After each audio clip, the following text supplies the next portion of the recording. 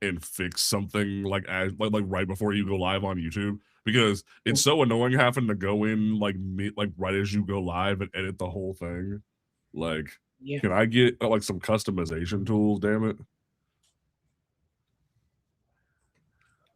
Live Comics Unmasked. Ish episode number like episode 37. And then where is the thumbnail? Probably been a man that comic industry is. Not true. You know it's bad, like how we're so down bad in the streets. When I have to like do a check before we go live and ask people who know more than me, I was like, "Hey, well, just so I know, was Sam Keith problematic at all?" And they go, "No, no, he good." I'm like that. That's where we're at now when it comes to white folks, where it's like I have to do a check when you die. Like, oh, Yeah. Chuck Norris is problematic, one of the most like prolific memes of all time. Oh God, That's been the best part too. Is to go ahead. I found that out yesterday. I was like, whoa. Then I saw the clips and I was like, oh. No, Yeah. so my dad, I came home and like did a Chuck Norris joke like 20 years ago. And then my dad jokes with me for about 30 minutes. And then he sits down with me and he goes, "All right, I need you to know Chuck Norris is one of the worst Republicans I have ever seen in my entire life." And then he just breaks down all of this stuff that Chuck Norris was like affiliated with, like the Bush administration and all of this other stuff. And then like how he funded a whole bunch of stuff in the Bush administration and did all this other jazz. And I'm that's like, actually insane. all right, Dad. Well, thanks for ruining those jokes for me. And so I now get to go to school and then know all that information. And I'm trying to tell these kids, and they're like, I don't care. Chuck Norris is this. And I'm like, okay. All right. That's the most annoying thing too, is when motherfuckers pull up and they're like, "Oh, well, we don't care about our problematic figure. We just love him for being like who he was when he wasn't problematic." And it's like, what sense does that make? That doesn't make like a fucking sense. Yeah. I'm about to say, like, even Diesel's in chat. What's up, man? He's like, "Yeah, delete all my Chuck jokes off threads." It's like, yeah, man. I didn't even realize we were live yet. I just hit the button like 2 seconds ago.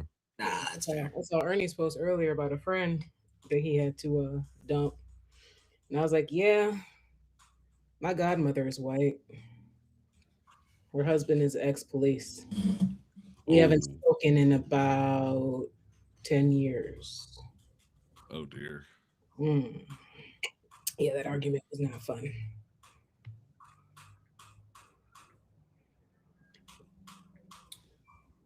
Does TikTok just go like, yeah, we don't like your photos no more? You just reminded me, I need to email my contact with my creator network, because they were supposed to get back to me about sending me my stream key, and I haven't heard back. And I'm like, hey, motherfucker, like. It doesn't make any sense. Okay, G is next. Okay, and C and then A. Progress. Thanks.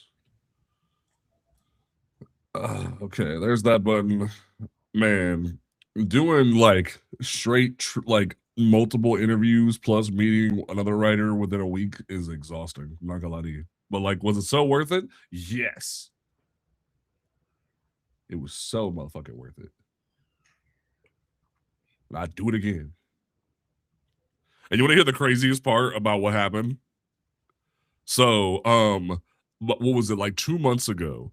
I had saw that the communications director for Tiny Onion had put out a video, like just like from last year's Corpse Tour. And I messaged her like, "Hey, are you guys gonna have like plus size shirts at Corpse Tour this year?" Because I'm like, I'm a big dude, like I wear a 5X shirt, and she was like, "Oh, we'll probably have up to 4X," and I'm like, "Oh man, that sucks. Like I wear a 5X, that really sucks. I'm like, I'm tall and I'm thick, so like I have to like struggle to find my shirts." And she was like, "Oh, sorry, but like maybe you can fit into a 4." I'm like, well, we'll try.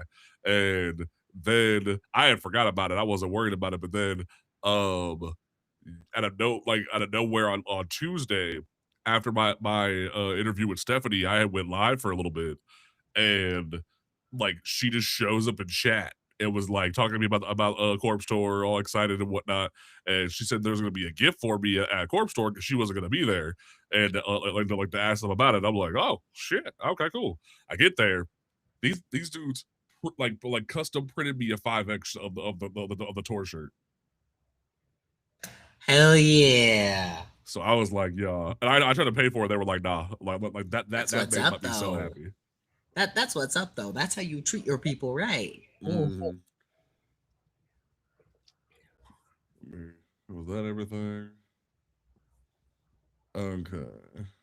Let me lock all that. Let me do that. I swear, TikTok needs to get their ish together. Not TikTok, Discord, because the amount of like random people who just be sending me like the random bots who just send you friend requests. I'm just like, can you stop? Can you please just stop? I don't get that on. Take notes, Marvel DC Diesel, for real though. Like I was even talking to what was it, Stephanie about it. I was like I really hope that once we can get some movement going, we can like actually have some good communication with some of your black creators. And she was Mhm. like, "We gonna try our best." I'm like, "I'll take it." She checked me earlier this week. I had to make sure I got my butt back to work. She said, "Hey, Oh, where you at with that story?" I started. I get to work. I'm sorry. What y'all working on? No, it's a story I'm supposed to be working on, and she was like, "I'm gonna be checking on you." So, Man, like I'm gonna let she's you done stepped know. into her editor bag, and she, Mm. like she was telling me she's working on a project with Cody Ziegler, and I was like, man, that's crazy. Oh, yeah, she takes that stuff seriously. Like, I'm gonna be dropping some money on that Kickstarter this next Friday. I am excited to be picking up your guys' stuff, especially in omnibus form. Ooh, Thank you. ooh. I saw that. I was scrolling through there and I'm like, y'all are doing this a little bit too easy. Omnibus for that much? Like, oh my gosh, you guys could be floating so much more. Right? They got the It omnibuses on deck. it was already a lot He first actually to gives us the answer. get him the price right, and He then actually gave us here the a room full of blurs had to yell at us to make us put the Kickstarter goal at the 10K. She was like, "What are you doing? What do you know?" Akira make that fit. She do that. Okay, I'm sorry. You're right. All right. It's like that auntie like face of like, Mhm. girl. So then she calls us the next week before we had started it, and she's like, "And what's it at? 10,000. Yes, ma'am." Cause she wants us to succeed. Like it was even funny because like she even checked me because she was like, "Hey, how can I help with DC So White?" And I was like, Mm-hmm. you don't have to if you don't want to." She was like, "I'm asking because I want to." I'm like, shit. I So was about to say, if that Sarah calls you and says, "How can I help?" Just don't argue. Just don't argue. right threw me off. I was like, "Yo, all right, cool." Because she will check you and she will yell at you. Okay, y'all got the solicits pulled up and everything. Do I? I don't think I need to put on. Oh, we got new people joining the Discord. I didn't even see that. Oh shit. Hell Yeah, I've new had a people. couple people pop in. Now, Oh, now, if we can get some more boosts going, people, it'll be great. There's going. There we go. I missed these ones. I'm gonna need a midnight signing soon. I'm pulling up at the front door with my books to get signed. you know what's crazy? I almost called you by your real name. Is we did do one over at what's it called in Morrow last year, but Mm. we are trying to do some of the other black owned bookstores that are more in Atlanta, which would probably be closer to you. I know I see these names. Because of Mm. course, Ask me about the names. I mean Morrow is right next to the interstate, but I'm trying to figure out like what it's trying to tell me about. Like I wanted just to adjust y'all's audio, and it was like, hey, oh, there we go. I was like, what the fuck? There we go. All right. Oh, I'll probably be able to do it in post. That's fine. oh, Dude. actually. Because like I was gonna turn Tashi up a little bit if I could, but that's fine. Go for it. I'm in a different location today with different tech because Oh, you sound even better now. Look at you. What you did, Bill? That was dope. I leaned. Oh, well, shit. All right, let me go ahead and do a countdown. That way I know where to jump this. 5, 4, 3, 2, 1. What's going on, good people of the internet? It is time once again for Comics Unmasked, the podcast where a bunch of folks shoot the breeze and talk about comic books and such. We are live, actually live for the people who are in the chat with us. Shout out to the 5 people hanging out with us. We are live for episode 37 of the podcast.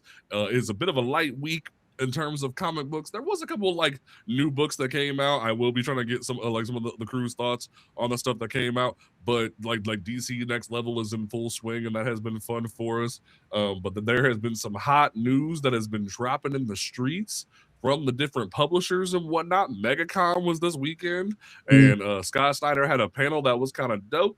But we're going to go ahead and dive into the news, folks. Don't forget you can follow this podcast on Apple, Spotify, your mama's fridge, your calculator, Amazon Music, Audible, iHeartRadio, wherever you can listen to a podcast, you can listen to us, except for SoundCloud. Because SoundCloud to this day, after 10 years, actually after 15 years, still makes you pay money to host on their platform, which doesn't make a lick of damn sense to me, but it's what it is. Like, everybody else got on board with just like streamlining stuff. Why can't SoundCloud? I don't understand to this day. But you can also just follow us on TikTok, Twitter, Instagram, Blue Sky at Comics Unmasked. Well, Twitter, it's Comics Unmasked Pod. There's one guy who has the Comics Unmasked username, but he like is inactive and it doesn't do anything. And so we might have to save for a trademark at some point. But we go ahead and jump into the mix. My name is JP. To my left, because the actual like interface is actually cooperating today, and I'm very happy about that. We have the girl who has a Kickstarter that she needs to pimp, like on the show. Needs to actually get shit popping. I'm gonna pull a Kira and grill you. Tashi, tell these people about what you doing, what you do, and how are you today? Oh, okay. Yeah, this is the first time I've ever bothered. I'm Natasha Tashi. I'm the co-founder of Midnight Comics. We do have a Kickstarter going right now. I am also suffering from allergies because if you know anything about Atlanta weather, it was literally snowing last week while I wasn't home. And then I came home and now it's allergy season and I'm dying. And I'm already tired because I was gone all week at a mathematics conference where I was doing a presentation with my mother, who is a math teacher, about using comic books in the classroom to teach mathematics. So that was fun. We were in New Orleans, so we got to walk around Canal Street and everything. It's just like I remember last time I was there. It smells weird and everyone's drunk. I mean, didn't Mardi Gras just happen, or am I crazy? St. Patrick's Day parade. Oh, St. Patrick's Day. We were there during St. Patrick's Day. I did miss the parade. Okay. I saw the after, and yeah, there was a lady spanking a light post when I walked to Walgreens. She just all right, go off. I was like, do your thing, girl. Do you, ma'am? I'm gonna go back to my hotel now with my food. Are you okay? But tell these people about like your Kickstarter. What y'all doing? Oh yes, so Midnight Comics. We have been doing this for 5 years, and we are currently running a Kickstarter for our 5-year omnibus, which is 675 pages of every story we've ever dropped, sneak peeks of stories we're about to drop, behind the scenes of how we work, talking about our inspirations, old sketches and character designs, and just all that kind of like it's everything. Almost everything. If it's something we have something for, it's there because there's lots of stuff that we don't have anything for, but are still in the drive to be worked on. Okay. Well, we will definitely be having a link to the Kickstarter in the show notes for y'all to check out because we gotta make sure we support our own here. Next we have who is below us. Rocket Man works 47 jobs and gets no sleep. We don't know how he does it, man. Like if he's not reading comics, he's out here working. We appreciate him. B-Rex, how you doing? I am doing great. I got sick over last week and I got to read more comics than I felt like I could read in a lifetime. I went through the omnibus and I hit page 542 in volume 1 in just a few days. And I was like, yes, I'm loving this. This is great. And it's messed up. It's weird. And I can't believe this got past the censors and it got brought down by a condom. And it's like, this makes no sense to me. This makes no sense to me. We I don't have get to cover Milestone at some point because that's one of my favorite things that I think about a lot is that they were so upset about the condom being on the cover of the one issue, but they let Death Wish happen. And I'm like, that's a weird hypocrisy that I can't really understand to this day. Y'all let Death Wish happen. Like that, man. You would never see that After I in was the done mainstream. reading this, I like went out, I smoked, I was talking with my girl, and I was like, I have to explain this, like what I read to this. And like she glossed over all of the like metas, the compartmentalizing stuff, and all of that other jazz that came down to it. And she was just like, he's in jail at the end of this series, right? I'm like, oh yeah, he turns himself in. And she's like, okay, because like I don't know how I'd feel if he ever like got let go. And I'm like, I hope they don't let him go because it's messed up on every level. Spoiler, they let him go. I knew they were. He gets his own spinoff. B. That's how this works. Is that like this is him reforming himself, and then he's gonna get his own.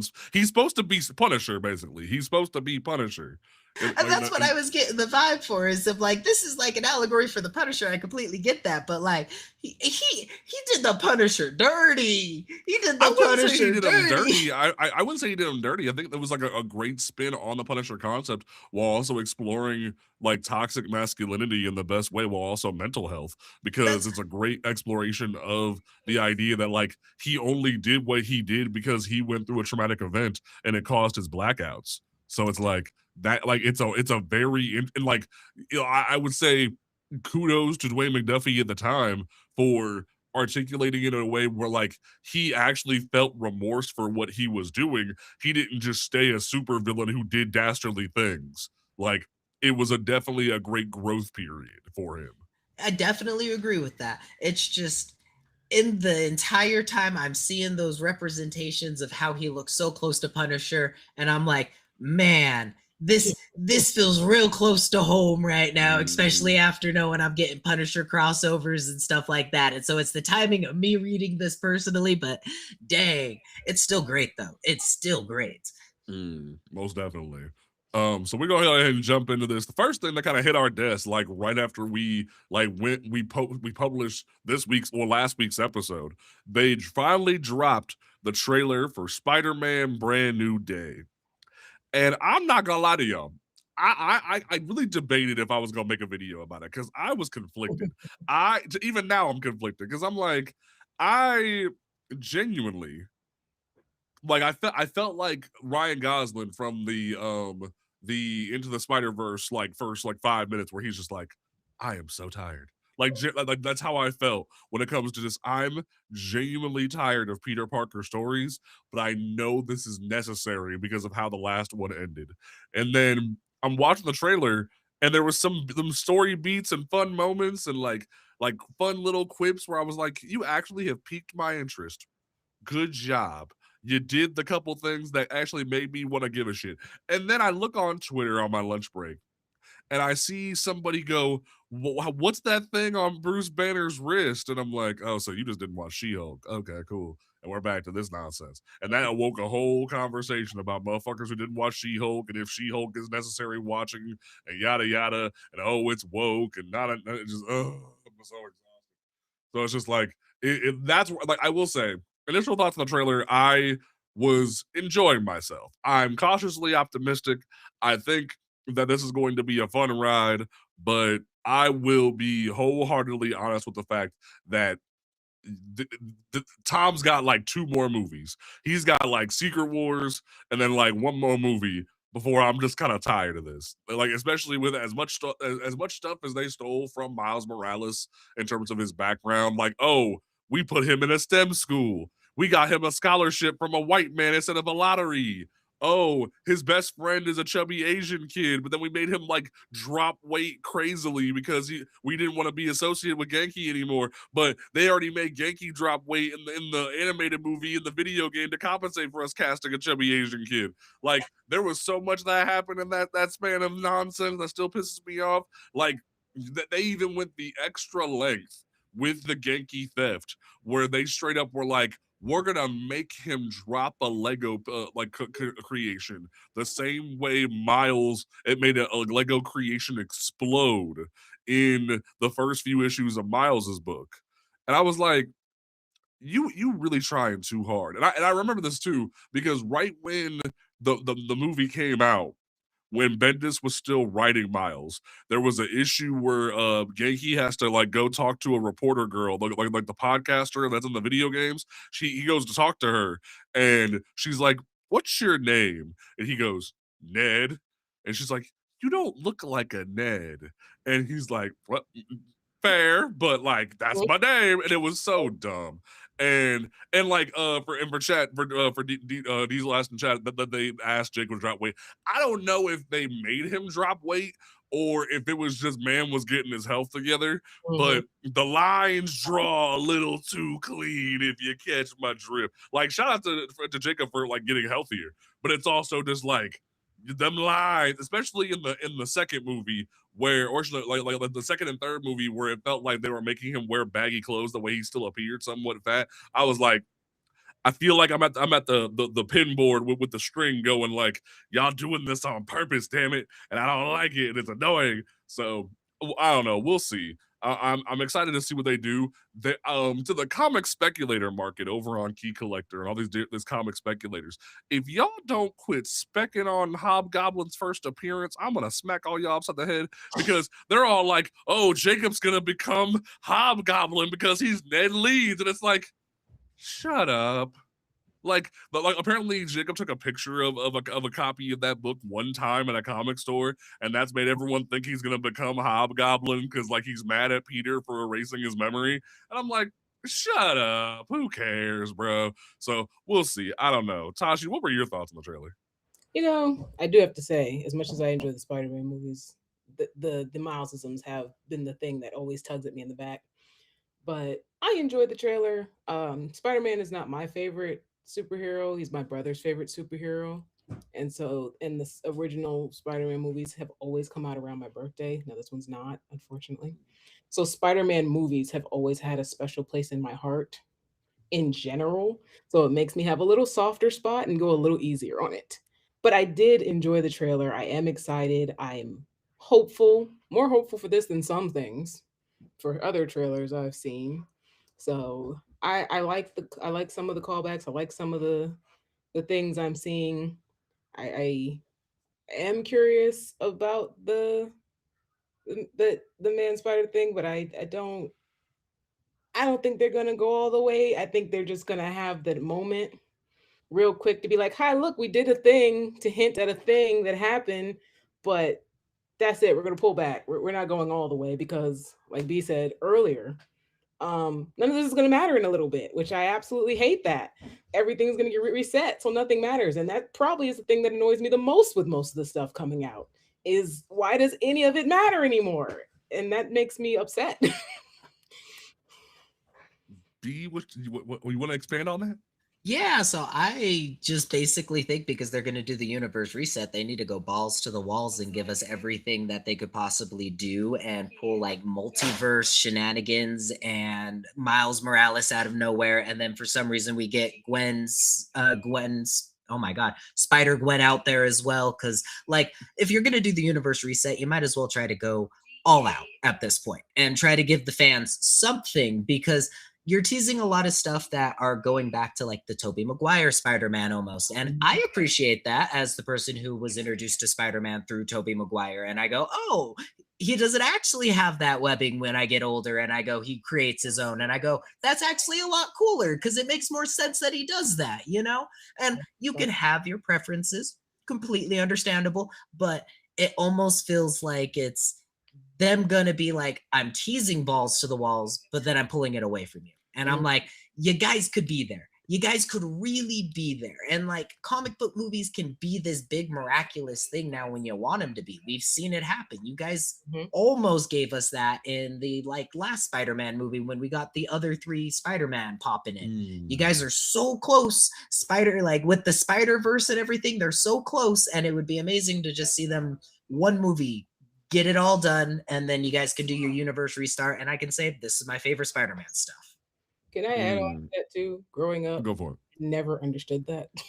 I was like, wait, when I finally my favorite Spider-Man, Scarlet Spider, when Ben Riley finally first appeared, I was like, wait a second. Why does the clone get organic webbing? Shouldn't he have organic webbing? Peter's the one that was bitten by a spider. That's part of spider powers, organic webbing. He has web shooters, but Ben gets organic webbing. That seems unfair to me. Well, because like here's the thing: the organic webbing was just a Toby Maguire thing.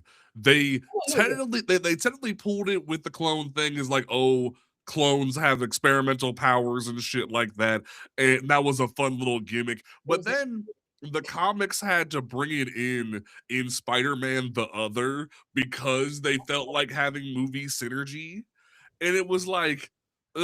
And then they had this whole thing where like they introduced the concept of a spider totem and that Peter is linked to this whole network, and it was like a network before Spider Verse, and it was weird and convoluted. And then they ended up just retconning it 5 minutes later, and it was just like, what was the point of all this? to finish that storyline. Yeah.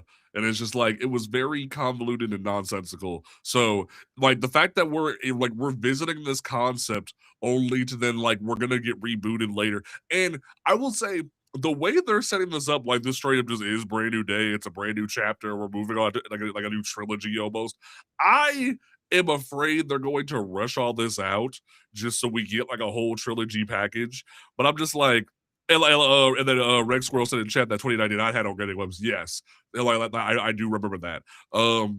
Like that freaking Miguel had organic webs, but it's like I think the whole idea was that Peter had sub spider powers, but he engineered the rest of the concepts that way he could be Spider-Man, if that makes sense. Yeah, it just always bothered me growing up. Even before the Toby movies, and a lot of people was like, "Oh yeah, Spider-Man has webbing." No, he doesn't. He made that. Only the movies did that, guys. As someone who Mm, grew up on Spider-Man, it but just yeah, bothered me. how we feeling about Frank being here? Because I'm conflicted. I like somebody was even like, oh, Frank got a better suit in the movie than he does in his own TV show, and I'm like, that's because he's got a movie budget, dumbass. It's very much they're worried that like, oh, the whole web joke means they're gonna try to censor Frank, and it's like, no, you can't just cuss nonstop in a trailer. Right. Frank will pop off a little bit at some point. I have a feeling there's going to be like deleted scenes to where like it's going to be the cut off point for us in the theater because they're going to try to keep it at some like PG-13, but they're going to have an extended length to where like, what was it at the end of the Deadpool when it shows oh my gosh, Captain America swearing like a sailor, and then like, you know, we're gonna have the Frank doing that. They're gonna have something at the end that's gonna just phase to that because you know they're not gonna miss that opportunity for it. And I kind of found it fun. I found it very fun. Him like interacting with Spider-Man. I like in the trailer, I was like, this looks like it's gonna be a fun like portion of the movie. I'm gonna be thoroughly entertained to see how like he gets in Spider-Man's way every single time when he's just trying to save the day. You know, like that's kind of what I want to see happen there. It makes sense in a comic book. Right. Yeah. In terms of chats, Squirrel said like DC is doing where they're like rushing out the Superman movies. No, this is different because we know the Marvel universe is resetting at some point. The question is, how much are we getting a reset? Are they gonna all new, all different it and like only reset some of it, or are they gonna go full reboot and put us and give us a new Cap, Iron Man, Thor, etc.? I think it's gonna be an all new, all different Marvel situation, so that way they can keep this little trilogy going, but time will tell, I will say. Um, Banner. Um, I don't know if we needed both Frank and Banner here. Like it feels mildly excessive. I enjoyed the little like, what did you say your name was? I enjoyed that little nod of like maybe the spell didn't fully work kind of thing. But I'm also just like, like I know there's a whole like deal with Sony to where like that you gotta have a certain amount of Marvel motherfuckers in here per movie, but I'm also just like, do we need you here, Bruce? I mean, obviously he's there to somewhat fill Connor's role Mm, as somewhat of, but it is a little. I like that we saw him, but I don't know. Maybe if it's in passing, real quick, and then that's it. mm. Honestly, I would take the Frank and then leave Bruce out. Honestly, I would take that. Right. I 100% agree with that. Take Frank and like we can leave Bruce out. It's gonna be some kind of fill-in, which kind of concerns me because I have a theory that because we don't have Captain America in this world and they're introducing the X-Men, they're going to make Bruce Banner the person that's like, the genetic difference is bad because they are born with it versus us who have it or whatever, you know? And like, I'm hoping they don't go that route in this because it's just a little like tease that they put into the trailer for that when he's talking about DNA and everything. But I hope they don't go down that route with bringing, you know, X-Men and all of that other jazz in. Just wait till we finish the reset, and then y'all can do that. I don't know if we're gonna do that though. Like I'm genuinely afraid with like I think my biggest issue with this whole like waiting for the reset thing is that they've kind of already skipped some of that. Like they said, oh, Miss Marvel's a mutant now, and they're playing around these little games with Peter, and I'm just like, y'all need to chill out. Like wait a little bit. Like it's okay to wait for your reset and then say, oh, mutants have been here the whole time. Secret Wars jargon. Like that would have been a better way to go about that instead of just being like, oh, mutants are here now. And I'm like, no. I initially thought that's what they were going to do, but they lost me, honestly.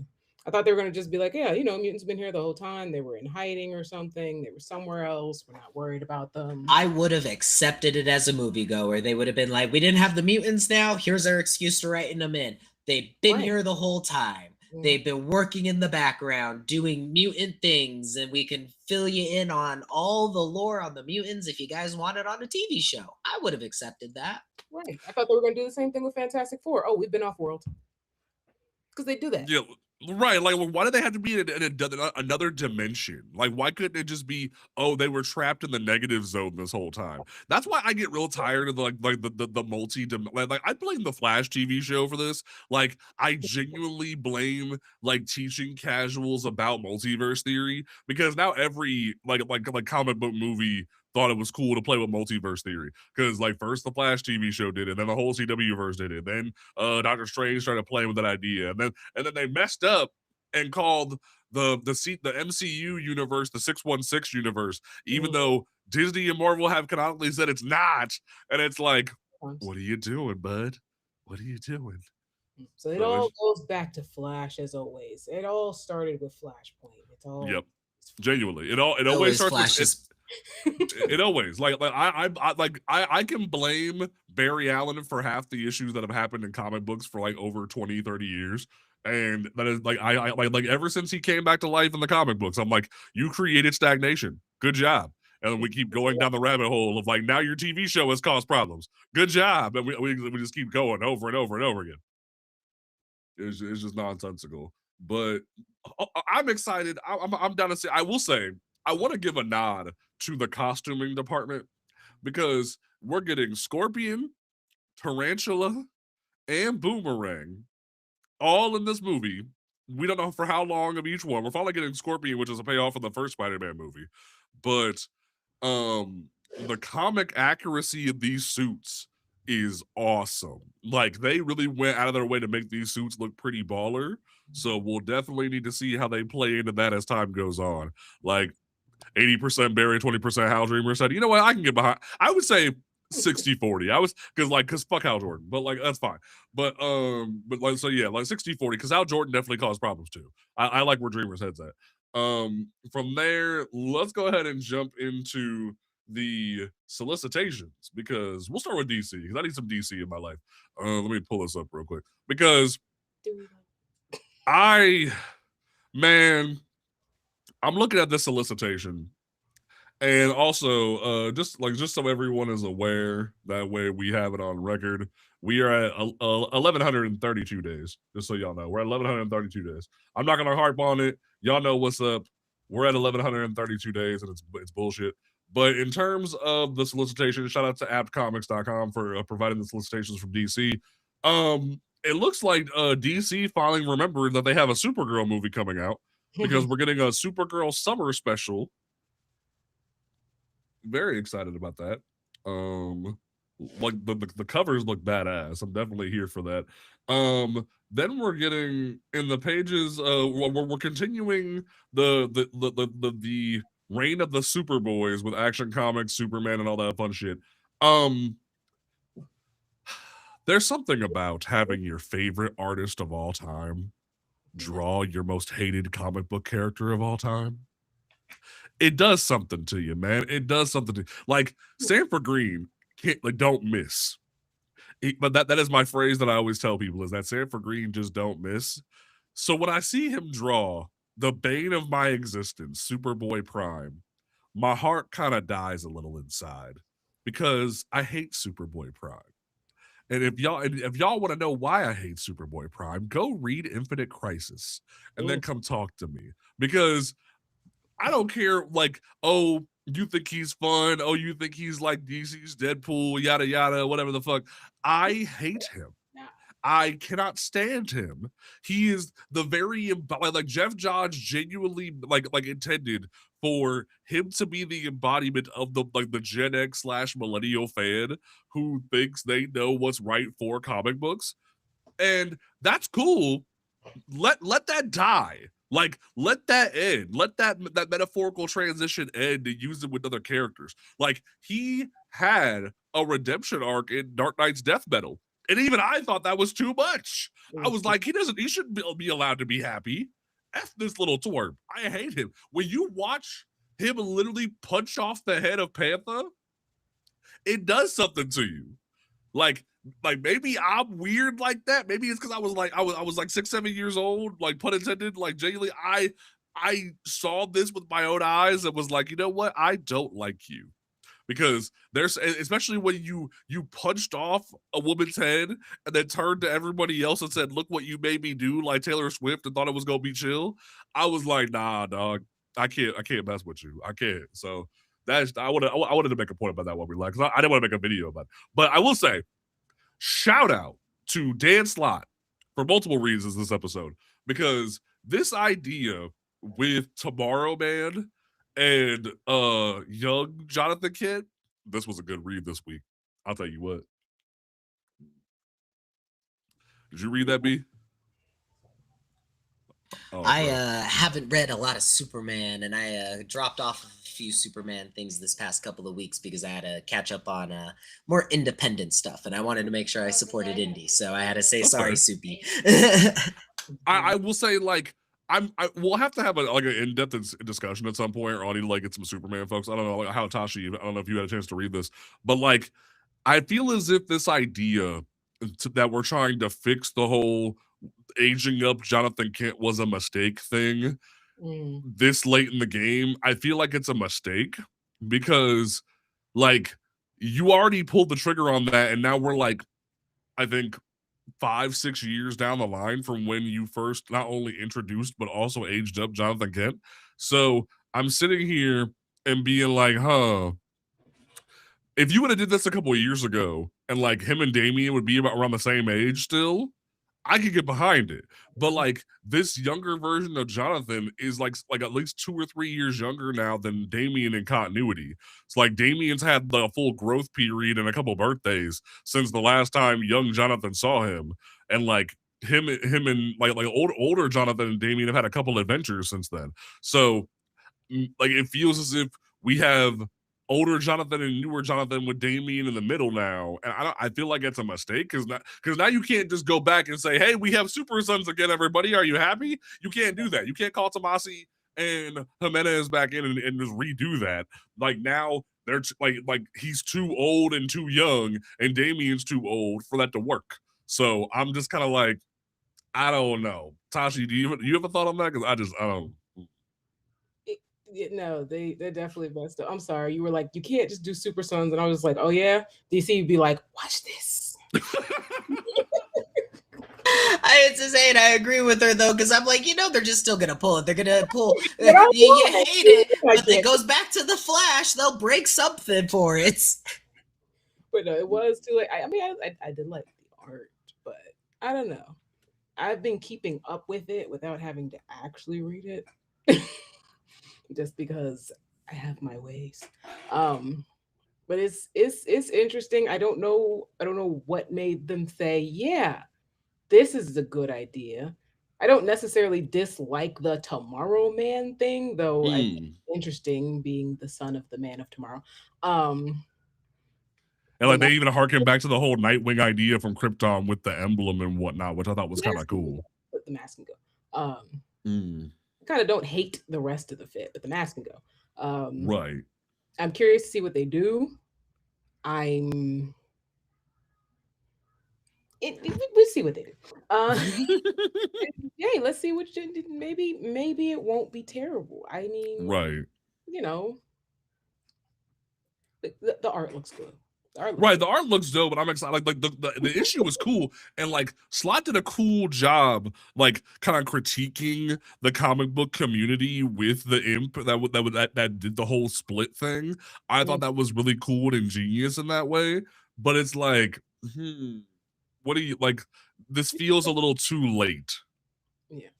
Honestly, I feel about the mask the way people felt about that Miles suit in the Spider-Man game. I have like PTSD from that shit. Oh my god. Just take it. See, like I don't mind.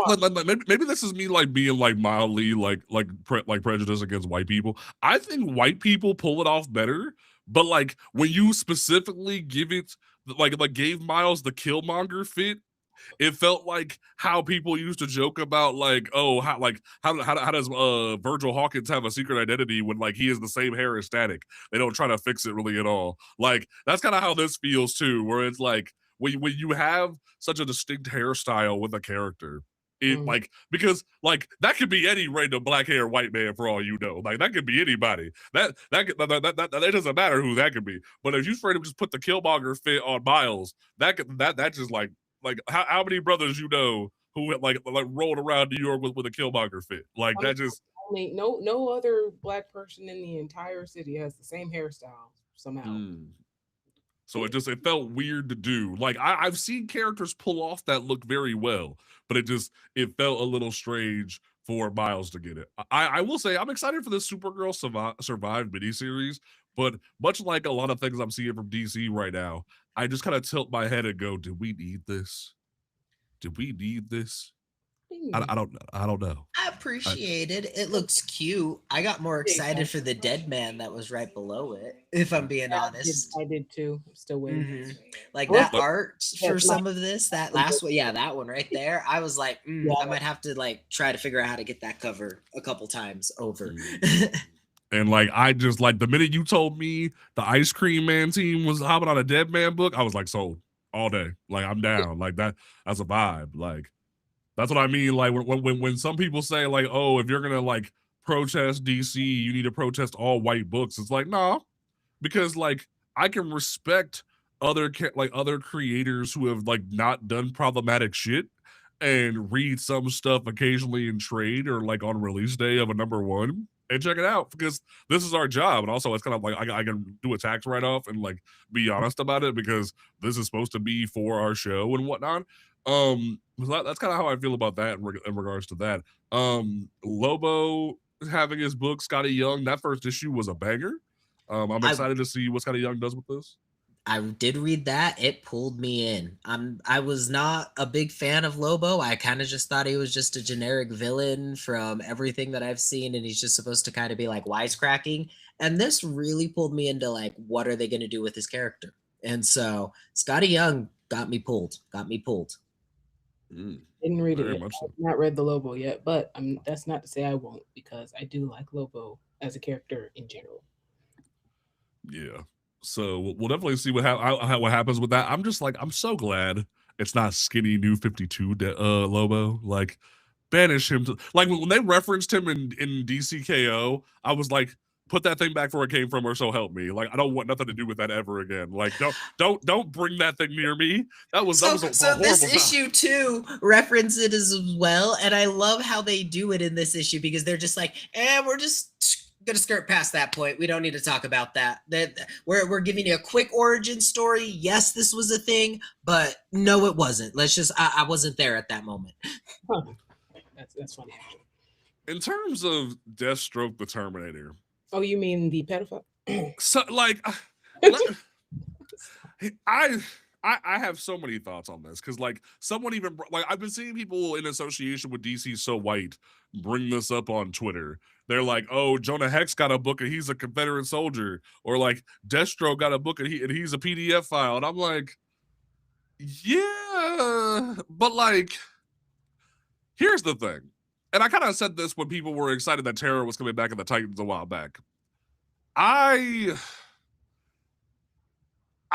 will wholeheartedly co-sign the fact that Slade is a horrible individual.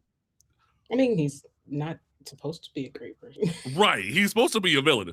But like y'all acting like because you have PTSD from the animated TV show that Tara wasn't a horrible little individual. Slade may have enabled her and groomed her to a certain extent, but Tara was a really bad narcissistic little worm. Like y'all, like B just read the Judas Contract for the first time this past like few months. Like Tara ain't no angel.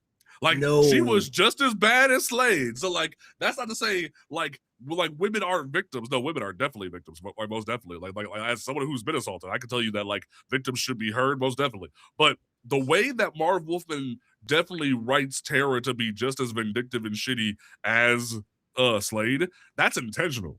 And like I even like, as much as I hate the New 52 animated movies, they even tried to hint at that in the New 52 Judas Contract movie, that Tara's honestly a little bit of a shit. So like I was even tilting my head at the Young Justice TV show where they like just made Tara innocent. I was like, Wiseman, don't do it. I was like, don't you do that. Don't keep putting sincerity in this little girl. Don't do it.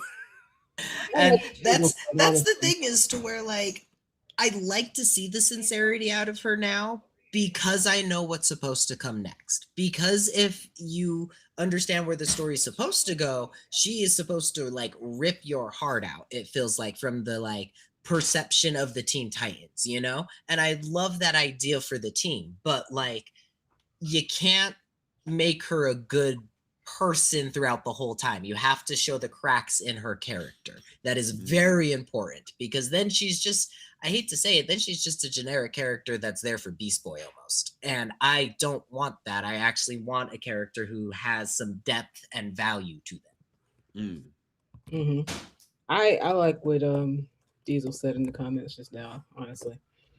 She's a product of her grooming, though, and was still a child. You know what? I can get behind that. I can get behind that. Is true.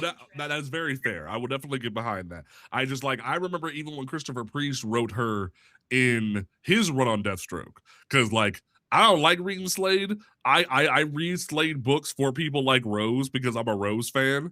But like even or like I read Priest run because it was Priest, not because it was Slade. And even in Priest run, he balances her being a shit human in the best way possible. And I appreciate that, because they don't run from the fact that she's a vindictive little craphead. So I appreciate that. But I will definitely agree. I'll like relent to that she is a product of what she went through. But like, damn, is she just a bad individual? And like they're even hinting that they're gonna like try to like Tate Bromble's hinting in New Titans that he's gonna try to mend fences and make her a good individual again. And I'm like, do we need that? Do we like I'm all down for redemption, but like we've tried that so many times with Tara, and there's only so many times you can get hit with a rake before it gets annoying. Like I feel the Sideshow Bob pain, where it's like, do we need to keep walking into this rake? But like Tashi, if I'm wrong, tell me, like genuinely. Mm-hmm. I akin it to Junji Ito story. Is it Tomui? Where it's Tomui, where technically Tomui in the Junji Ito story is a victim. She's not the perfect victim. She's terrible. She's a terrible person. She's a monster at the end of the day. I don't know if anyone's read Tomui. I have it on my bookshelf. I have a lot of Junji Ito on my bookshelf. Yeah, she's a horrible, horrible person. But at the end of the day, she is still a victim because she's being victimized by a lot of the guys that are coming through her home. And I kind of akin it to that, where it's like, unfortunately, every victim isn't the perfect victim. Where you're like, oh man, look at that person who was victimized and they're such a sweet person, and that's not fair. Some people are victims and they also are sucky people. just finished having a conversation, a real life conversation about somebody that we know who was who was victimizing a person that we know personally. And it's because they were also victimized. It's like, but that doesn't give you an excuse. Mm. It's like what you went through is an excuse to be a horrible person, but I'm sorry you went through that at the same time. The Justice League is full of villains again. Why can't Tara get some redemption with the Titans? I mean, I think like here's the thing. I would be so down if we'd have crossed this bridge like maybe in the early 2000s and stuck with it. Maybe Like, but 2010s. I didn't even right, like the problem is we keep playing this game where, like I feel like the meme from SpongeBob where it's like how many times do we need to keep playing this game, old man? Like I like if we're gonna do it, just do it. But like even with the brand new issue of New Titans number 33 we had this week, where they play the game of the Titans never change their status quo too much. They gotta like talk about it there too, where Tay kind of points out that like Tara comes back again and is evil, but then learns her lesson and then dies, and like is evil again, and it's just like if we're gonna do it, let's do it and commit to it. Is what I'm throwing down, if that makes sense. But I mean, that would require, your Marvel and your DC to commit to story beats and keep them consistent. Or like I'll even admit someone like Rose Ravager. She's had growth. She's risen from being a victim in her time. Like that's why like I love this cover, because when Rose pulls up and shows that she's one of the baddest bitches to ever do the damn thing, it's a great time. So like you could do a victim story and do it well, in my opinion. I think Rose is a perfect example of that. Like some people aren't the biggest fan of what Jeff Johns did with Rose. I still think it's great. That's what I would definitely say in regards. And then Diesel said, "Not gonna lie, I feel like there's been too many villains getting redemption arcs for a while now." Exactly. Yes, I agree. Yes. Oh my God. I'm also tired of Yes. the sympathetic villain so much. Yes. And like I'll even like there was even a guy on Twitter who genuinely wanted to understand why I hate Hal Jordan. And I even told him, I'm like, look, some people have bad deaths. Some people have bad deaths, and some people just need to stay dead.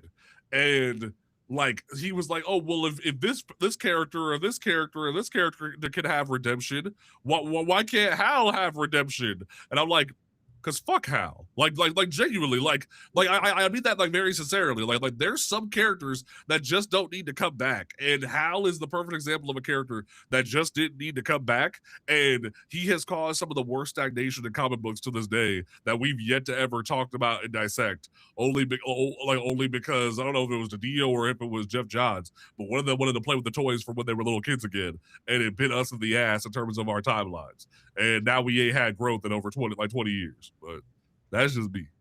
You're gonna make him go back on his Barry Allen Hal Jordan hate thing. Or rest of the I'm video. gonna get shirts made, damn it. I'm gonna get shirts made. Shout out to my man Greg Rucka. Him being back on Batwoman rather, has been just top tier. First issue with Danny was good. I am excited about this one. My normal LCS that I go to, their orders didn't get put out for DC, and so I had a good like shop jump to two other shops until I found one, and I was like, yes, foil variant cover. I'm going to buy this and make sure it gets put onto my shelf now, because I missed his first one and I got it in trade paperback, and I ain't missing this one because it's that good. It's that good. Every moment, it's brilliant for the pages, and the final not spread, but the final shot that they have at the end, he knows how to direct his artists to imply what he wants to imply perfectly with just sharp scenes, and I love that. It's just brilliant. Very much so. Barbara Gordon breakout. Now, if you wouldn't have put Mariko Tamaki on this book, I'd have said, why do we need this? Like, genuinely, like, just keep letting Kelly Thompson write Birds of Prey. That's where I can get my babs at. Like, I didn't need this, but because you gave me Tamaki, I'm going to give you 5 minutes. And because I know Tamaki's going to kill it. I know Tamaki is a great writer. I know some people just don't like her because of her Starfire, like, young adult novel, but whatever. I love Tamaki's writing. I still, like, to this day, and here's my hot take of the week. Supergirl being super is a better jumping on point and a better story than Supergirl Woman of Tomorrow. And I would have rathered James Gunn used Supergirl being super as the basis of the new movie jumping on point, then Woman of Tomorrow, and that you can come at me for that. I don't care. I can see it only because Woman of Tomorrow isn't like one very well known, and two not even really the basis of what Supergirl becomes in the. So I mean, it was cute though. It was cute. Right. I feel like it was a good story, but it's one of those ones that it's a side mission almost, it feels like, for her when it comes down going through her arcs, because it's like she almost has to like go through this stuff and then come back to Earth, and it's like, you know, to get going back into the story and stuff. And so that's kind of how I felt like that is. And for it to be a jumping on point, it's really just depending on how you look at Supergirl. I would have preferred an origin story for Supergirl when it comes down to it, when it like involves her being to actually introduce, because I don't feel like she's actually had proper time when it comes to movies. That's just me personally, though. Most I definitely. just see her still having the little, oh look, Supergirl's here, and then her movie is the origin to tell us how we got here. Like I could have been fine with that. Yeah. So it'll definitely be interesting to see what comes to that. I'm only reading Fury of Firestorm because of Jeff Lemire. Otherwise, I'm not excited for another Ronnie Raymond story. You could have given me Jason and I'd have been happy. I don't need another Ronnie Raymond story, but we'll see what happens. Zatanna is Prime Magus. So hyped. Jamal Campbell about to kill it. I'm excited for that one. I had to put that one on my pull list. Started becoming a Zatanna fan, so I'm like, all right, I'm diving in now. Oh, well, then you've given me hope for exactly what I'm hoping that this story does, and that's to get people to stop sleeping on Zatanna. I mean, like, yeah, I remember before when we first started the show, we were talking about the fact that like Zatanna, like last year, Zatanna with Jamal Campbell was amazing. So hopefully this is just a continuation of that. Yep, that's why I'm jumping on this. He had me pulled in that, and I'm like, all right, yep, I'm pulling the trigger. Now, in terms of the continuation of Absolute Batman, I'm all for this whole idea that like Bane just like beat the brakes off of Bruce's best friends that were also conveniently his mainline universe villains. But like, did we need Harvey Dent cut my life into pieces? This is my last resort. With the Like, bust down. Thank you. Like, because everyone thank you. Everyone tells how great this design is, and I'm like, it's probably one of the most basic designs in the Absolute universe at this point. I'm here for the Penguin one. The Penguin one seems cool because he got crunched into being that way. Like this makes sense. Yep, exactly. And but I've been Harvey, seeing like what happened to Harvey? I've been seeing everybody gloat this for the past week now, and I'm like, come on, guys, like we could have had better. This ain't it. We could have had better. I'm glad. Like this is the first one that ain't hitting for me. Like the other, like Poison Ivy was a banger. Scarecrow looks fucking terrifying, and they're even making anime references with him. Like fucking Bane was amazing. Like they've been tease for Joker's been good, even with him just being a normal looking dude. It looks good. Like this, Two-Face could have. They've been doing Two-Face dirty for a while, and I would love to see him actually get some like credit done over the past 10 years, because I feel like they kind of just throw Two-Face to the side since the Batman movie, and it makes me sad. Yeah. Right. So we'll see what happens with that. But I think Penguin looks dope. Penguin looks freaking gorgeous. Like that looks badass. Too. I'm just glad it wasn't just us. Because I was like, okay, with the 24-inch bust down, but other than that, this is so lazy. Right. Comparison. Okay. We definitely go see. I am excited for Shea Grayson and Scott Snyder to give us Absolute Catwoman. That's going to be a banger. To all the gooners and the alt-right comics gate grifters, y'all need to shut the fuck up about Absolute Black Canary. How about this? More Black Canary for me then. Hey. I'm just saying, like, I just like y'all be so quick to be like, I want a muscle mommy, but then when you get a muscle mommy, y'all want to talk shit. Like, y'all can't be down with a little bit of masculine energy sometimes. Like, girl is coming in looking badass as shit, and I'm like, quit talking shit. Like, just enjoy the ride. This is the exact cover that my girlfriend wanted me to get because it reminds her of Karlach from Baldur's Gate. Oh my god, That is all that I am laying down there. Fair enough. Fair enough. Then from there, Absolute Wonder Woman's continuing being awesome. I've been in loving what Kelly Thompson has been doing. Like someone even kind of said it best the other day on Twitter. I'm just not like, I love Jason Aaron as a writer, but I'm just not feeling Absolute Superman. And I know I'm not alone on this. Like Absolute Superman is just not hitting for me the way I thought it was. Because like there's only so much you can do with the concept of Clark, where like you can defy the norms.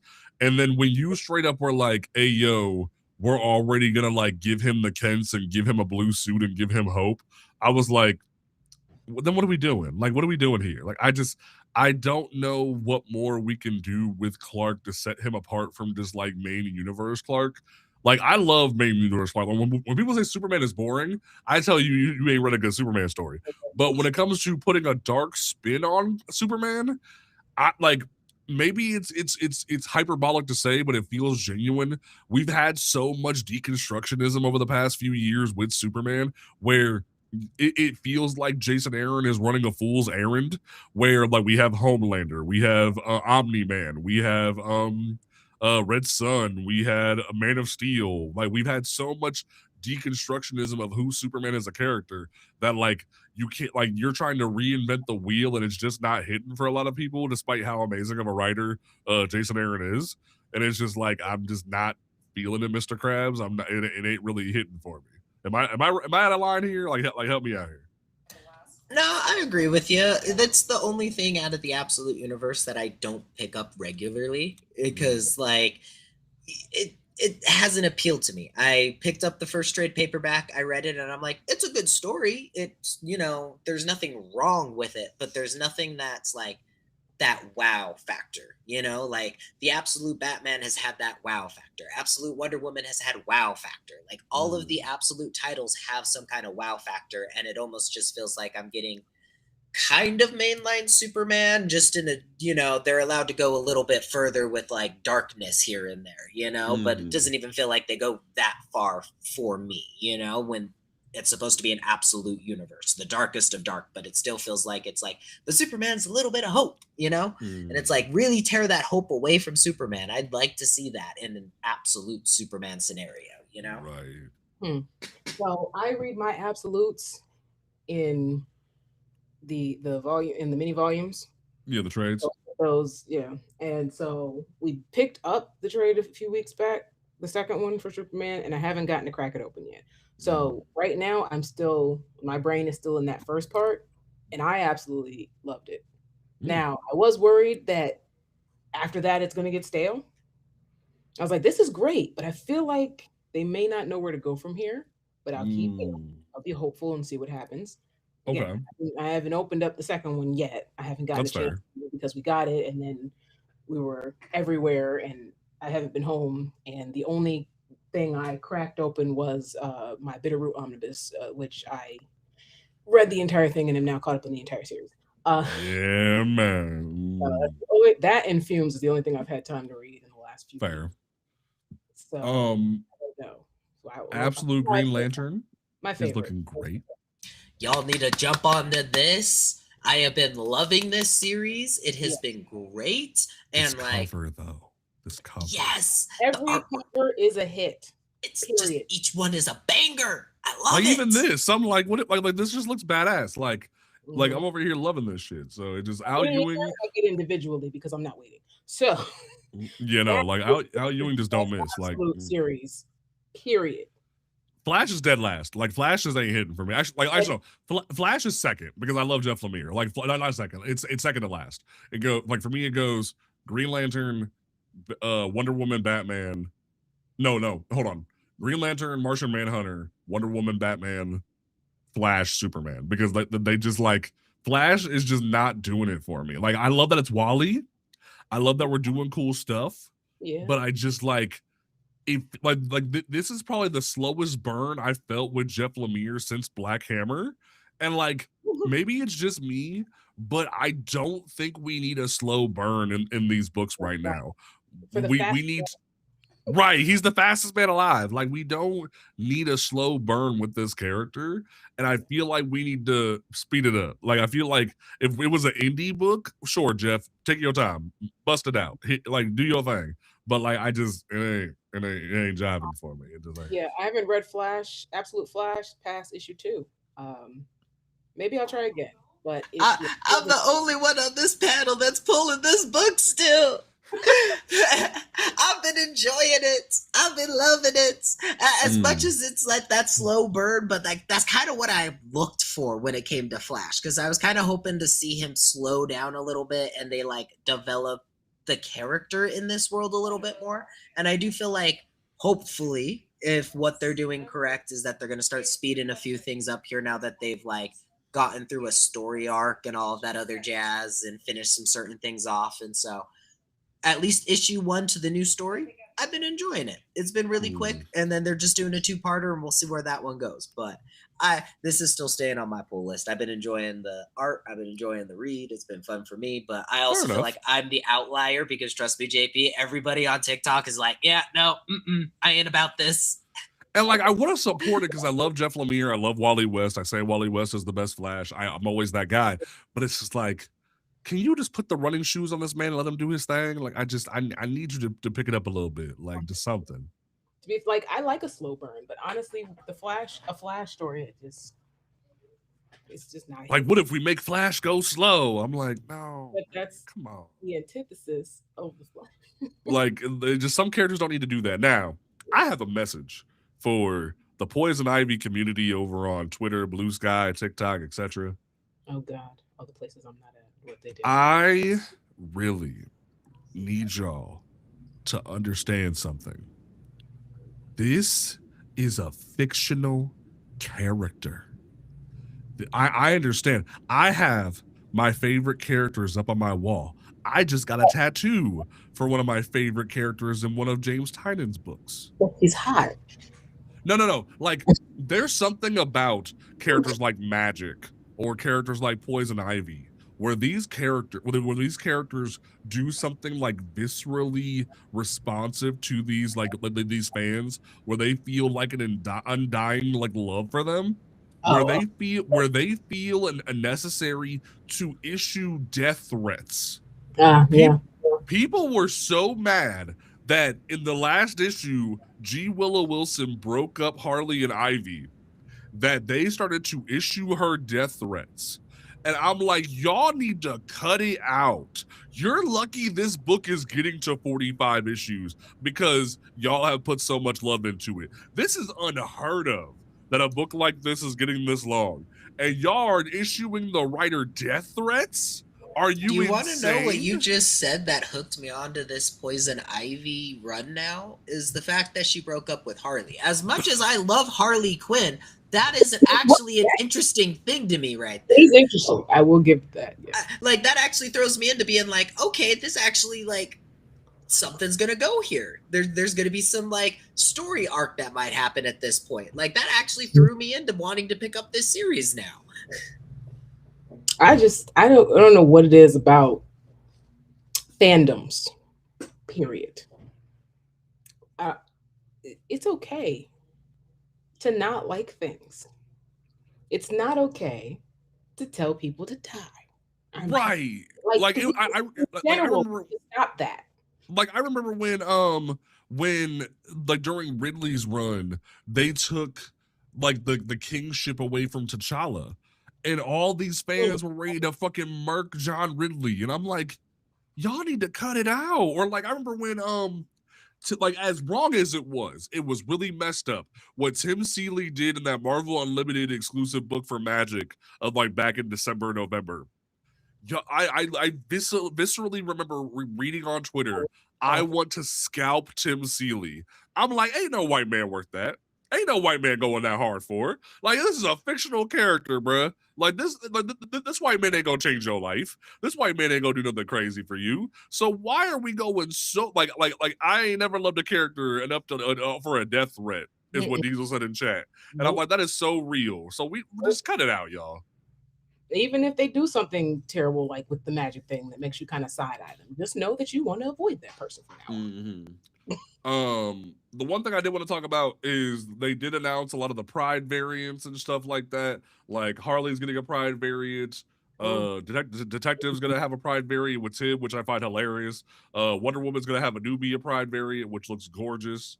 It was done by Fatima Wajid. Oh, beautiful. That's such a Okay. beautiful cover. Yes, love that. I I saw that. this is twice now that they have gotten Bruno. What is it, Bruno Ronaldo? Hold on. I gotta make sure I'm pronouncing that right. Yeah, Bruno Redondo. Like this is twice now. They've got Bruno Redondo to give me a gorgeous black variant cover because they had this with Black Lightning, and they had Mr. Terrific last year. Y'all need to quit playing in my face. We are at how many days? So again, I say 1,132 days. Pride Month is like Black History Month Part 2. Just like here's Cap, we are getting a couple of variant covers. I don't know if there's any Game Man. Did you say Superboy? I'm gonna say, well, like I don't know if Superboy got one. I don't know if I don't know if John got a Pride variant or not. Let me see. I'm sorry, I said Superboy. Tomorrow Man. Tomorrow Man. But like, I mean, it's a cool name, but I don't think John got a Pride variant. Harley got 2, which is crazy. Harley's three. She got 3 of them. Harley's going to get the Pride Month. Pride Month is Harley. They have another one that's counted for hers in her old outfit too, so that's technically 4. Jesus Christ. I know Jackson Hyde Aquaman got one in the Aquaman stuff. I thought that was kind of cool. Oh, what about Kyle? Did Kyle get one? Let me just do let me just control F the Pride ones. We're getting a I do want to look at this giant spread right here because this spread you got you have Ace representation with Connor Hawk. You have your first ever gay superhero in Extraño. You have Renee Montoya. You have Jonathan. You have Clark and Jonathan Kent, and then you have Kate Kane. Alan Scott's not here, which I find weird. Star Sapphire, Carol Ferris is here. Bruce is here. Adam Strange is here. Mr. Terrific is here because he's like default black man now. And Wonder Woman is here now. And Tasmanian Devil's here. Joe's here. Dreamer and Galaxy are here. Wonder Woman's here. And Green Arrow's here. Okay. The reason why Carol Oliver, Adam Strange, and one other one. I think it's just them are all here is because they're all part of this like Justice League Galactic book that's going on with Dreamer and Galaxy. So like they're getting a little nod as a part of that, but at the same time, it's like, why are we just like I get why the Trinity's here because like, oh, they're the top dogs of the universe, but why is Mr. Terrific default black man now? So who decided that? Because he's popular now, I guess. Though apparently, I never actually watched the Arrowverse in completion, but apparently they had him depicted as gay in there. Yeah, I forgot they did that. But that man has a whole wife and child in the main universe, and it don't make like so. Like they need to fix that. He's bi. Maybe I don't know. I don't think they ever pulled that trigger. I don't know. They like you said. We'll they have to pull in the Green Arrow enthusiast to be like, where does he land? Apparently, because I didn't even know anything about that from the TV show. I mean, I knew about it. I just repressed it. If that makes sense. Oh, John did get a Pride variant. Oh, okay, he doesn't. Okay, I was like, come on, that doesn't. So they left out Alan Scott. I think Alan Scott probably got a JSA. Also, can we talk about this Nightwing Stephanie Brown cover? Oh my God, John Boy Myers. Oh my Lord. Like just Titans in general is just banging right now. Like I'm excited for this new team. Shout out to Tate Bromwell for bringing back my man Eddie Bloomberg, aka Red Devil, because he kind of got left into the ether for a long time and that pissed me off. So shout out to Tate for that. I really appreciate you. Ivy got a Pride variant, I think. Is this supposed to be the Pride variant because it has a rainbow on it? I guess. It was literally one with her and And Harley. Why would I love how Tim just got benched in Detective or like in the Batman book, but you gave him a Pride variant. Make it make sense, DC. I don't. But he's don't still get it. here though. He's benched, but he's still here though. He's only here to PK, and that's it. Yeah.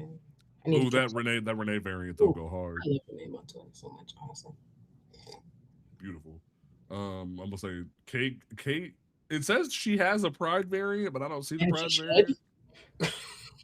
We'll see what happens there. But that looks like the end of the Pride variants. But like we're getting a mini series about Dreamer and Galaxy tying into Pride Month. So like definitely keep an eye on that. Like Nicole Ames and Jatsia are running that together.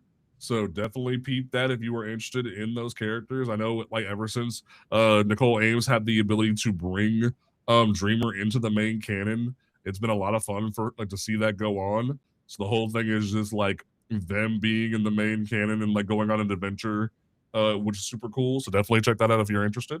But that's kind of where like the DC solicitations kind of ended for me. Like there's cool stuff with Vertigo coming out, which is super cool.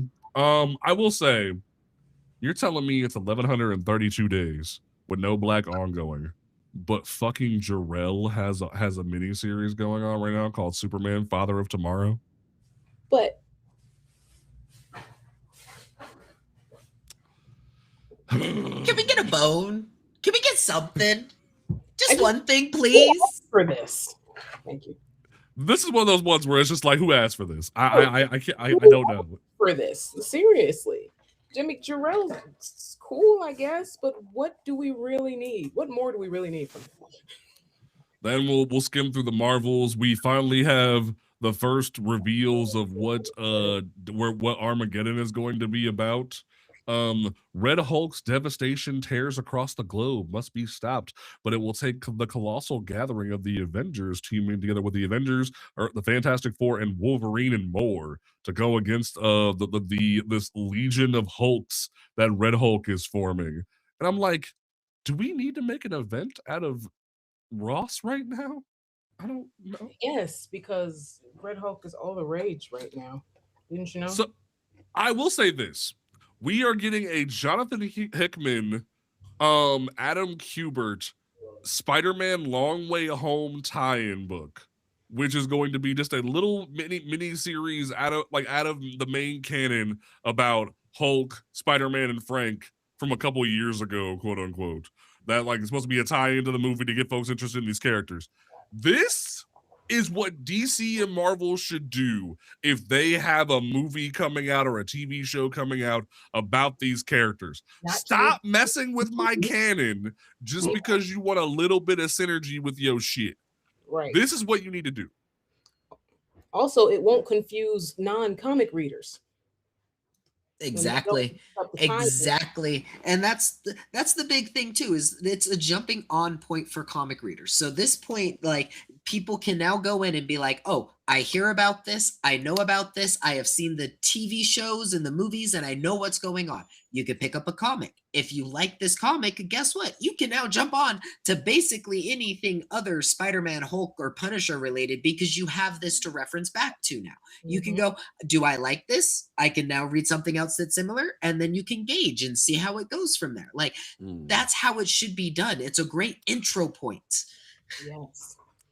Man, it's just wild. And because look what Infernal Hulk's doing right now. Like Philip Kennedy Johnson is setting up a whole fucking like Hulk event where they're like doing all this weird stuff, and it's like they're not interrupting his shit to make a random Hulk synergy tie-in. This is what you should always be doing. Don't interrupt random events for synergy. Don't interrupt whole character arcs for synergy. Do this. Give people side shit. Give people like not involving side shit that doesn't conflict with what's going on, and let them have fun elsewhere. That's what I say. Like we're getting more Doom shit that they're gonna retcon Doom's origin that way it's slightly adjacent to Robert Downey Jr. because they have a movie coming out. Because like apparently they've already like retconned the fact that he's supposed to be Romani, and they changed his last name to something super white sounding. And that pisses me off because now it's also taking some representation off the table. Yeah. And it's just like, can we stop doing that, please? I beg. Like, I need it to Allows stop. for them to be like, see, it's okay for us to cast a white person because he's now a white person.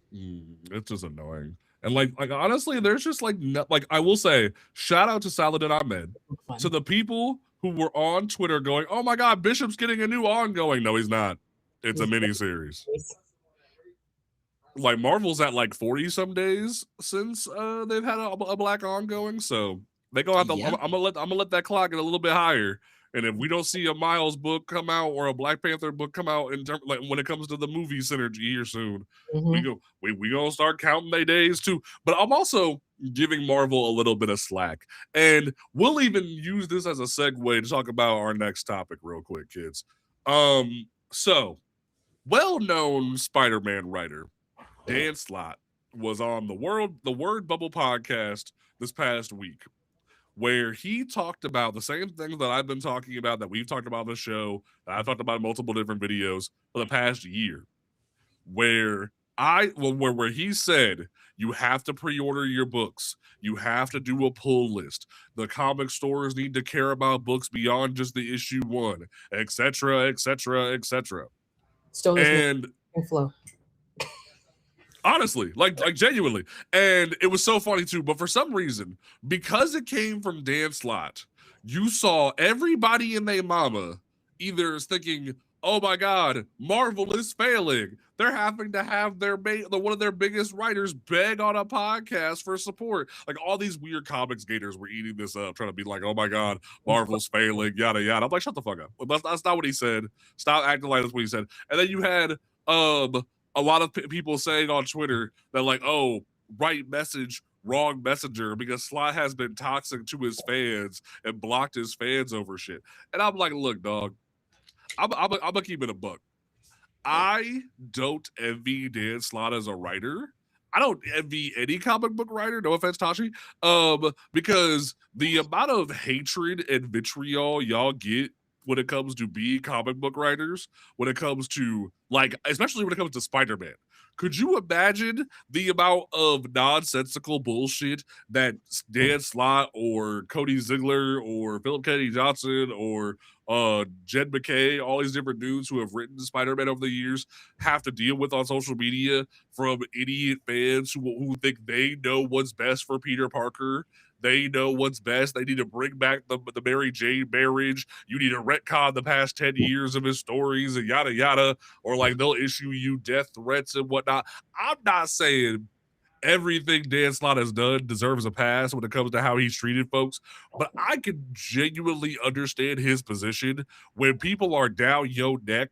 Like I was having a talk with a creator this past week where they were talking about the fact they get death threats and stuff like that, and we just talked about that when it comes to Poison Ivy and G. Willow Wilson. Like these creators are going through hell over some comic books, over some fictional characters that don't affect your like Peter Parker ain't gonna pay your bills. Peter Parker ain't like Peter Parker ain't gonna pay your bills. He ain't gonna marry you. Like I know ChatGPT out here doing marriages and shit, but like these motherfuckers ain't gonna marry you. They ain't gonna pay your bills. They ain't gonna feed you. So like genuinely, I know the grifters like to live off this shit, but can we stop with taking motherfuckers out of context and actually read the room? Because and I quoted the comedian Eddie Griffin in my video. Who gives a fuck about who the messenger was? Did you get the message? Because the comic industry isn't suffering, the comic industry isn't dying. It's the fact that like we created this pattern that Marvel has like started to do. They don't see crazy amounts of sales for issue 2, 3, 4, 5, etc. So why the hell would they not go back to the issue 1 and cash in on the issue 1 sales? I'm not saying they're right for doing it. I think it's a horrible business practice because it alienates new fans. They think it's going to bring in new fans because they think it's a new jumping off point, new number 1. Oh my God, it's numerical, guys. But it's genuinely not a good jumping on point for new fans because they don't fully understand what's going on. They don't understand that in 10 issues, you're just going to relaunch it again, even if it's mid storyline. And it doesn't make any damn sense. So it frustrates me and I don't understand why they do it. B, what are your thoughts on this nonsense?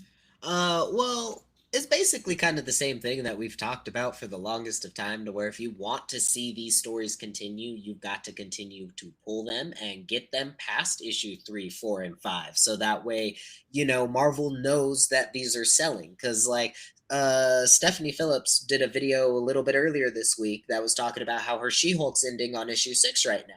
And the reason why is because issue 1, 2, and 3 didn't get the sales that it needed to get past to issue 6. She did not get the green light to continue writing the series. And so they put her on Daredevil, and now she's working on Daredevil, and that's how the industry goes. She would have still loved writing for She-Hulk, but the fans didn't show up for She-Hulk in this series, and that's no hate on the She-Hulk fans. I didn't think there was going to be that much movement for this. When I heard it was a miniseries, I was like, that's probably going to stay a miniseries. Not a lot of people pull She-Hulk, but like, here's the thing: when it comes to Daredevil, there's hope for that one. This creator could write a whole bunch of Daredevil stuff because he's popular now, but that's how Marvel plays their game, is like, we're going to keep it short. We're going to keep it sweet. If we can get it up to 5 issues, we can get a trade paperback out, and then we can get some money off of that and keep the ball rolling. And we're not even going to stress about having to pay the writers even extra, like it sucks for the industry at this point, because I'd love to see Stephanie Phillips continue with what she's been writing. She's making She-Hulk Queen of Planet Hulk.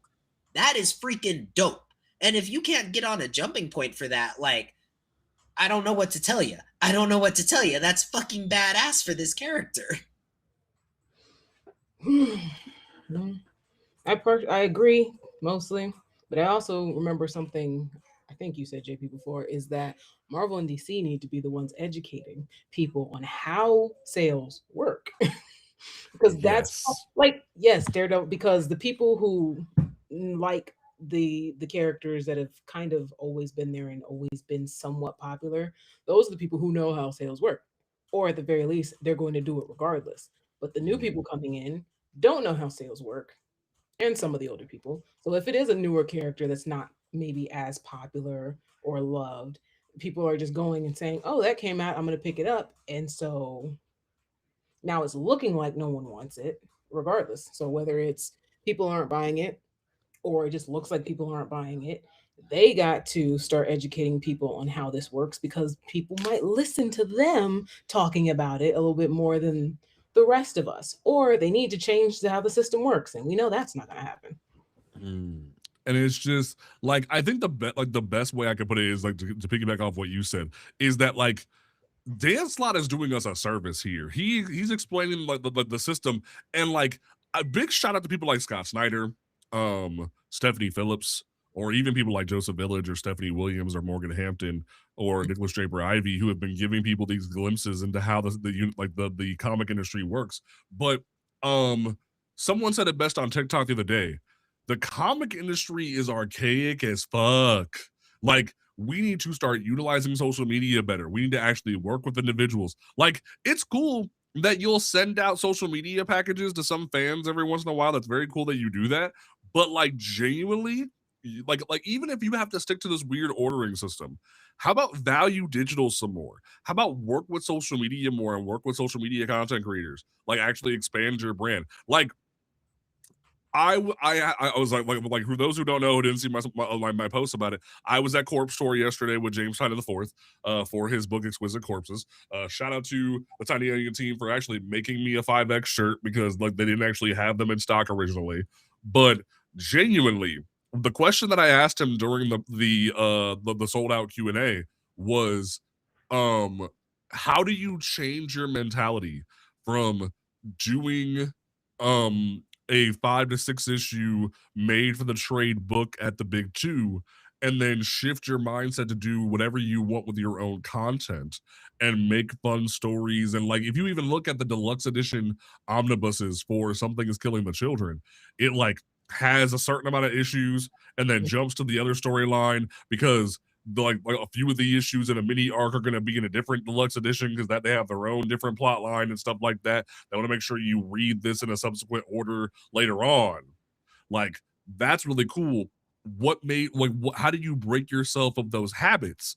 And he straight up just said, because I wanted to. It's my, like, I put the work in. I developed these relationships with these companies, and like it was unheard of when he did like the woods over at Boom. It was unheard of, but it did so well that Boom developed trust in him to where he could do 12, 24 issues, etc. And now over at Image, he's gotten a big enough game to where he can do Something is Killing the Children over at Boom, and then come to Image and do Exquisite Corpses, Department of Truth, season 2 of Exquisite Corpses, multiple spin-offs of Exquisite Corpses, and he has that clout.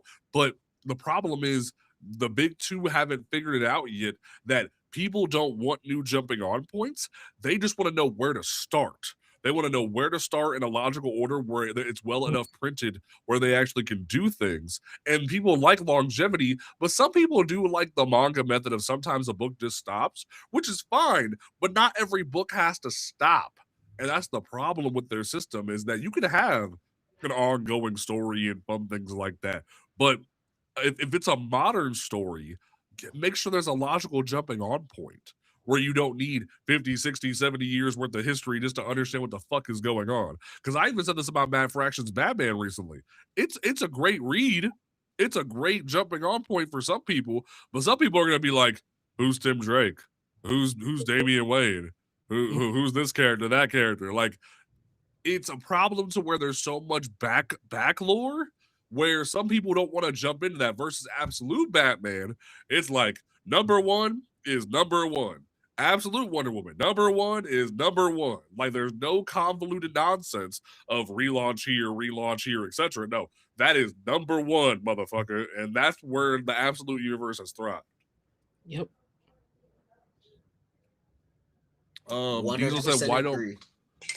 Diesel said, why don't major publishers print on demand? I think it's just the rigorous schedule they're on. And like I was even talking to a comic book publisher, a comic book store owner this past week, where they even said that like because of how many books are being published these days, like some stores are just getting fucked over right now. Where like if a bigger store needs copies of a book, if you're not pre-ordering this shit, the bigger store is gonna get the copy over the smaller store. So like it definitely be like that where they just can't really afford to print on demand these days, to be honest with you. So that's just where that is, and then like so just to wrap up that whole thing with slot is just pay attention, listen to what motherfuckers are saying. Like are there problematic figures in the world? Sure, like everyone was freaking the fuck out when they found out Chuck Norris was down with some bad folks this past week, but just because you may have a critical opinion of Dan Slott doesn't mean a broken clock can't strike right a couple times here and there. So maybe pay the fuck attention. A broken clock is right twice a day. Yeah. So it's just like, yeah. And then the one cool thing I wanted to talk about that was kind of cool that came out, the Hollywood, actually, no, it was Entertainment Weekly. Entertainment Weekly announced that we now know the plot of the upcoming Boom Studios Power Rangers comic. And I want to be excited. I want to be excited. I want to be down to clown with this. But I will wholeheartedly admit I got some smoke for the Power Rangers community still about this damn book because Power Rangers Prime was the ultimate resurgence of Power Rangers. It was the ultimate fresh jumping on point for new readers, and folks couldn't get down with it. They didn't support it well enough. And now we're back to Mighty Morphin, guys. Yay! And it just like if you didn't catch our interview with Melissa Flores a few episodes ago, genuinely, it was such a great time hearing how passionate she is about Power Rangers. She created the Power Rangers Bible when Saban bought back the license from Disney, and it breaks my heart that we're back to this. But like Marguerite Bennett is a well enough a veteran of the industry to where I'm intrigued. I'm excited. The premise sounds dope that the original 6 are gonna be adults, but like I don't know. Thoughts, people, thoughts.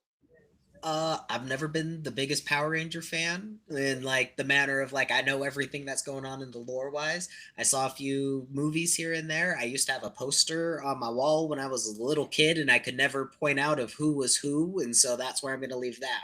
But I feel like I skimmed through this when I saw the announcement and I felt like as somebody who knows very little of Power Rangers, good jumping on point. This is a great, like, for new people, if you're wanting to get into Power Rangers, definitely a thing you can try to do. But like, from what I saw, how some of the community was reacting on how excited they were, but these were people who already delved deep into this like thing. It was just like how it feels like it's almost like a kick in the butt for me, because it's like you guys had something that was really good. And like I've gone back and started reading some of that stuff, and that stuff is really, really good. But you guys are almost like, we had it, but now we're having to restart it, and it feels like I'm gonna have to relearn some things again as somebody who just started getting into Power Rangers, you know? And like that kind of throws people off of the series now, because some people are like, now I have to restart again and learn new information. So it hurts. It hurts. Mhm. I watched Power Rangers, all of Mighty Morphin Power Rangers, all the movies, the movie when it came back, but I was never a Power Rangers comic person. Fair enough. Yeah. Fair enough. I just like I want to be excited for this. I'm gonna read it because Marguerite Bennett is a beast at what she does, but I'm just like I feel like the Into the Spider-Verse meme again. I'm just so tired. I'm so tired of the same shit, but hopefully this is enough. Right, I'm tired of this shit, Grandpa. Well, that's too damn bad. And like, hopefully this leads to some new stuff and like the new ideas and stuff. Well, we'll see. In terms of next week's books, folks, let me pull my league back up here because I was looking at league a second ago. Next week we have, in terms of new books coming out, the first issue of the new arc of Flash by Ryan North is coming out this week. Wally West is back in his OG suit with a little bit of redesign. That's going to be really exciting for some people. Ryan North was killing it over at Marvel recently with Fantastic Four, I believe. So that's gonna be dope. Absolute Wonder Woman number 18. This has been amazing. Absolute Zatanna has been thirsting the internet out. So that's gonna be dope for some people who have been loving what Kelly Thompson is doing.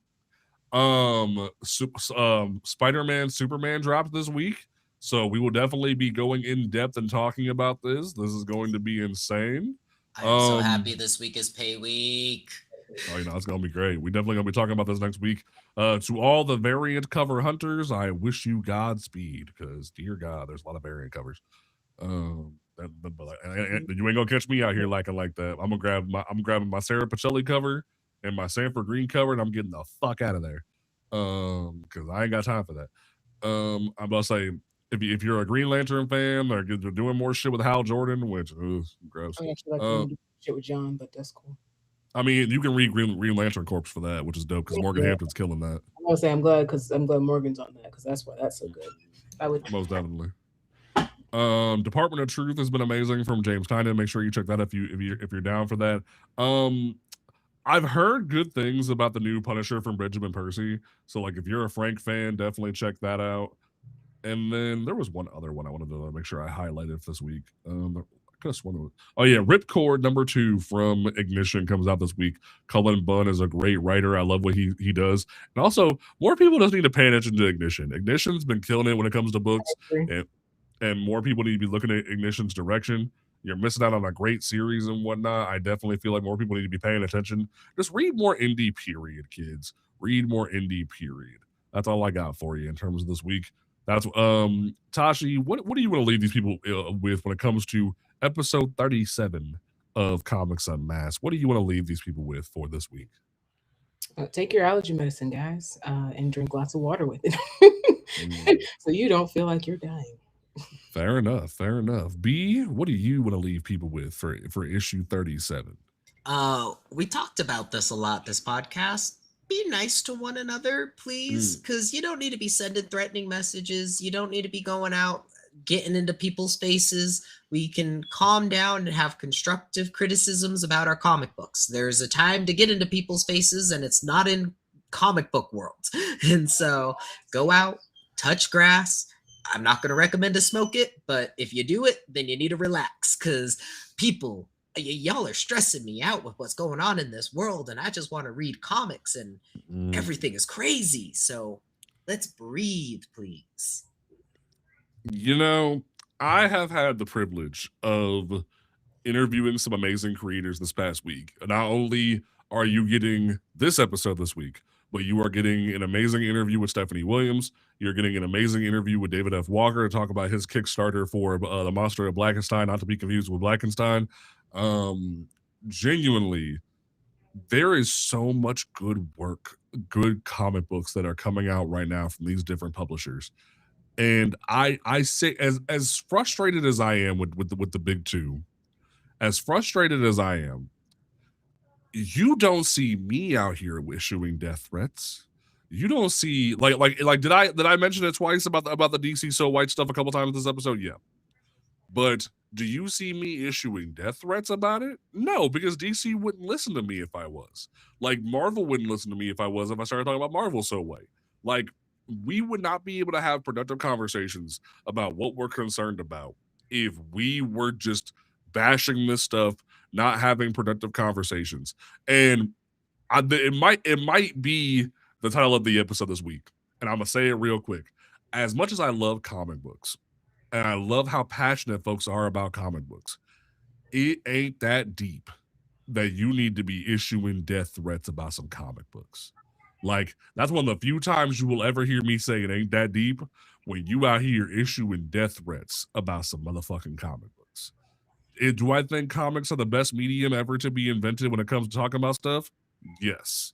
But at the same time, genuinely, it is not that deep. Mike, I see you in chat asking us about Powers from Bendis moving forward to Netflix. We will talk about that next week. We will do listener questions. We can bring that up or just talk about it in general. But we're gonna go ahead and wrap up the shit. Well, we are going to go ahead and wrap up the show. Thank you guys so much for listening. Don't forget that you can listen to this podcast on Apple, Spotify, Amazon Music, Audible, iHeartRadio. Make sure that you rate the show over on Apple and Spotify. That way they can find us better in the algorithm. Rating us 5 stars definitely helps. And then if you ever want to join the Discord, hang out with us, we have some amazing folks that are talking daily in the Discord about comic books and how much they love them. Definitely come through at discord.comicsunmasked.com. We're definitely going to start doing listener questions again this next week. We just had a busy week because of solicitations, so we kind of ran over a little bit this week. But we will catch y'all next time right here at Comics Unmasked. Peace out.